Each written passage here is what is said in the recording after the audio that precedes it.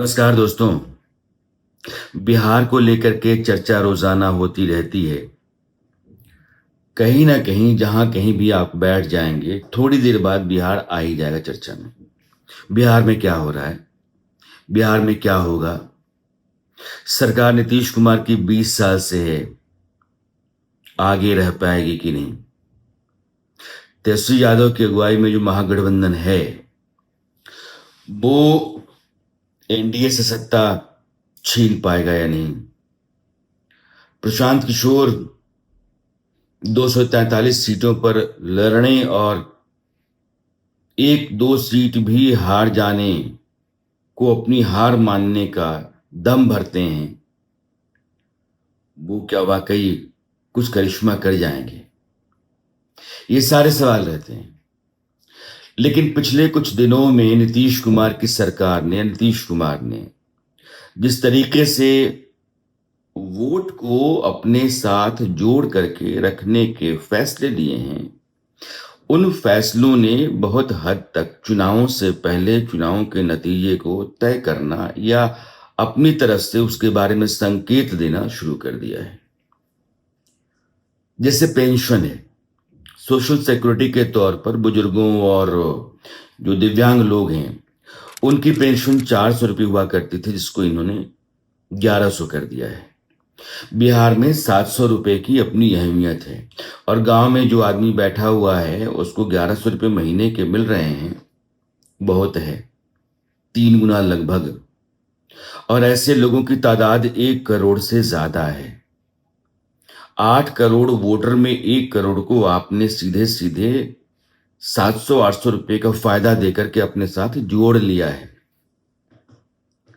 एक कहावत है कि आप निश्चित को छोड़ करके अनिश्चित तरफ जाएंगे तो ना निश्चित आपके हाथ में रहेगा, ना निश्चित को पाएंगे।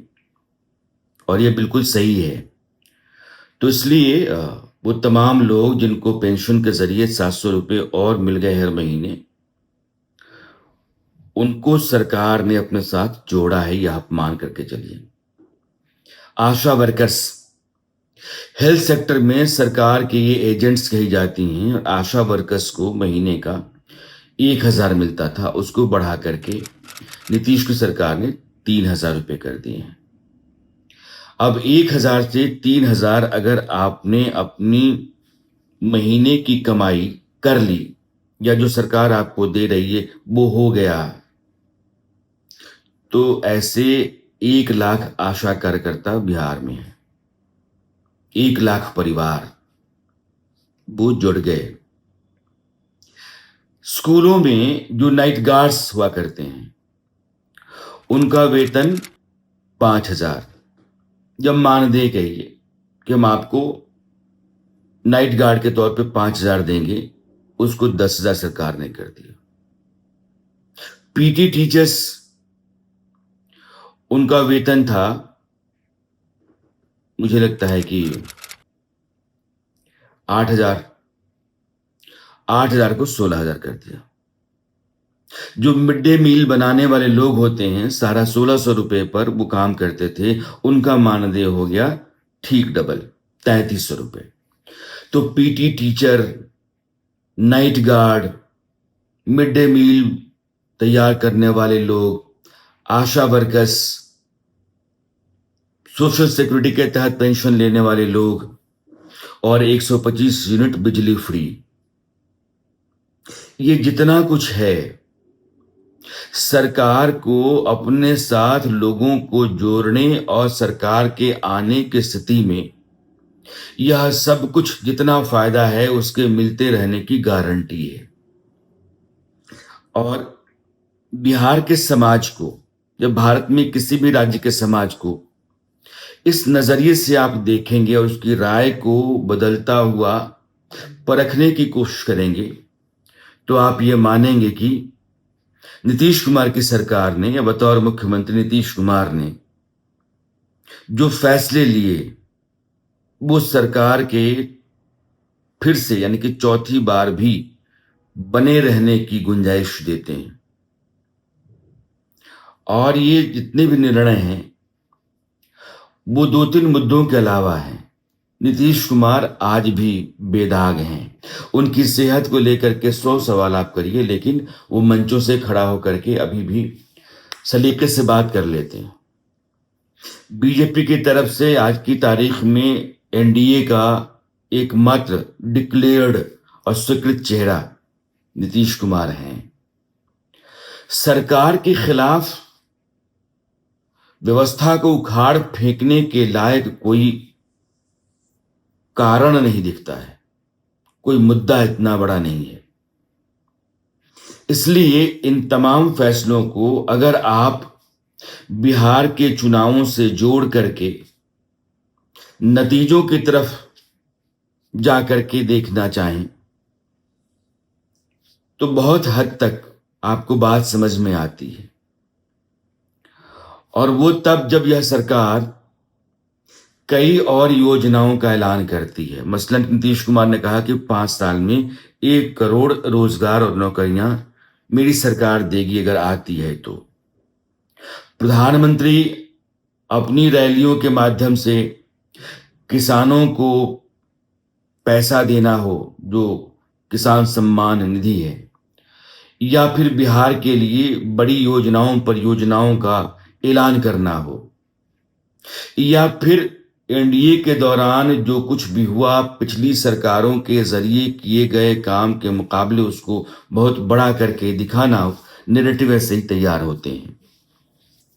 इसमें भी एनडीए आपको लीड लेता हुआ दिखाई पड़ता है। फिर भी आप मानते हैं कि बिहार, उत्तर प्रदेश जैसे राज्यों में जो चुनाव होते हैं वो कमोबेश जातीय आधार पर होते हैं, और जातीय समीकरण को साध करके जो पार्टी या गठबंधन चलता है उसके हिस्से में, उसके हक में बहुमत आ सकता है या आता है। प्रशांत किशोर इसके अपवाद हैं। वो बार बार कहते हैं कि अगर मेरी सरकार आती है तो आप बिहार को तरक्की के रास्ते पर पाएंगे। यह जो ठहरा हुआ बिहार है, पलायन का शिकार बिहार है, पिछड़ापन, गरीबी, बदहाली में फंसा हुआ बिहार है, उससे निकलता हुआ प्रदेश को आप पाएंगे। ये ऐसे वायदे हैं जिन वायदों पर बिहार की जो संभावनाएं और उम्मीदों की पीढ़ी है, जो नई पीढ़ी है, वो सवार होना चाहती है, वो चलना चाहती है। बिहार को बदलने की खातिर जिन लोगों ने अपने भीतर बेचैनी महसूस की है, उन लोगों को आप प्रशांत किशोर के साथ जुड़ता चलता हुआ पाएंगे। लेकिन वो तादाद कितनी बड़ी होगी? जात और धर्म से बाहर आकर के बिहार में वोट कर देना और रुपए के तौर पर जो फायदा हो रहा है उस फायदे को छोड़ करके किसी और को जाकर के अपना मत दे देना। बिहार में अगर आप यह देखने जाएंगे तो आप पाएंगे कि ऐसा करने वाले लोग बहुत बहुत बहुत कम हैं। तो फिर ये जो बहुत बहुत कम लोग हैं, ये चाहे जहां भी जाएं, लेकिन जो बहुत बहुत लोग हैं, चाहे सरकार ने आर्थिक तौर पर मानदेय में, वेतन में बढ़ावा देकर के, इजाफा करके उनको अपने साथ जोड़ा है, या फिर जातीय समीकरण के आधार पर टिकटों के जरिए उम्मीदवारों के माध्यम से अपने चुनाव लड़ने की संभावनाओं को बेहतर किया है, और चुनाव से ऐन पहले जो फौरी मुद्दे होते हैं, बड़े काम के होते हैं, उनकी तैयारी भी अलग से अब की जाने लगी है। चुनाव प्रबंधन एक अलग तरीके का बहुत ही वैज्ञानिक और सधा हुआ मैनेजमेंट स्किल हो गया है। तो उस पर भी बहुत काम हर दल करने लगे हैं। और प्रशांत किशोर, अरविंद केजरीवाल जैसे लोग जब राजनीति में आए तो इन्होंने बाकी पार्टियों को और नेताओं को सिखाया कि अगर आप पारंपरिक तौर पर चुनाव लड़ेंगे तो फिर आप पिछड़ जाएंगे। तो बाकी दलों ने भी वो रास्ता अपना लिया, वो सारे गुर सीख लिए। तो अब जात, धर्म, चुनाव से पहले के मुद्दों की तैयारी सरकार में है तो सरकारी योजनाओं के जरिए लोगों को फायदा, और सरकारी महकमों के माध्यम से लोगों को जो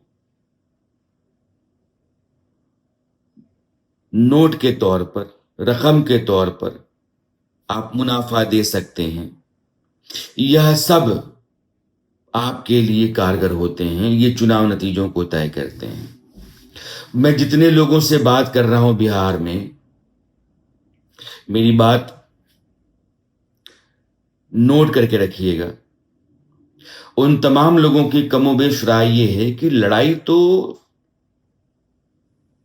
तिकोनी है, ट्रायंगुलर होगी, लेकिन ये कई मायनों में एक तरफा भी है।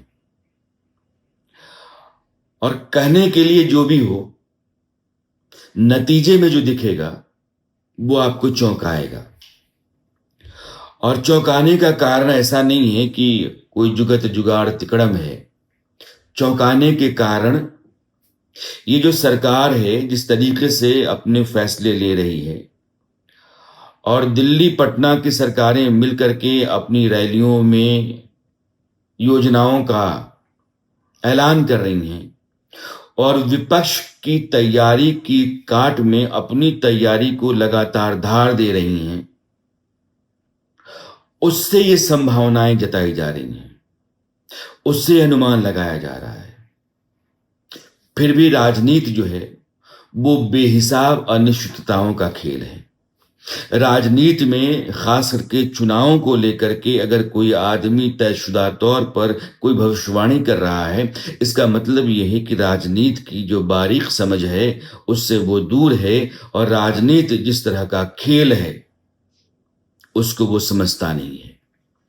इसलिए फिलहाल ये अनुमान है, और नीतीश कुमार की सरकार ने जो फैसले अभी किए हैं उन फैसलों को रख करके बिहार को समझने की जो कोशिश है वही मैंने की है।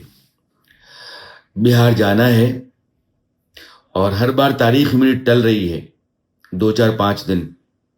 तो अब ये हुआ कि राखी, फिर राखी के 2-4-5 दिन बाद ही, लेकिन जिस रोज बिहार में हम उतरते हैं वो फिर चुनाव नतीजों के ऐलान सरकार के बनने तक बिहार में रहना और बिहार को समझना, जानना, जो समझता होऊंगा, जो जानता होऊंगा, जो देखता होऊंगा, उन सबको आपके साथ साझा करना, आपके साथ रखना आपके सामने।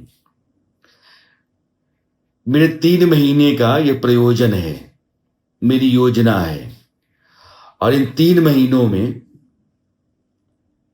बिहार जैसे मेरे भीतर रचा बसा रहता है, वो अपनी पूरी संभावनाओं के साथ, सपनों के साथ, ऊर्जा के साथ, उम्मीदों के साथ मेरे भीतर उतरेगा, ये मैं मानकर चल रहा हूं। माहौल चुनावी हो गया है, सरगर्मी बढ़ गई है। जितने भी पार्टियां हैं उन सबों ने अपनी तैयारियों को धार देना शुरू कर दिया है। सब नुकीले हथियार हो गए हैं, जुबान तीखी है, तिकड़म है, पीछे की तैयारी है, सब तीखा तीखा है।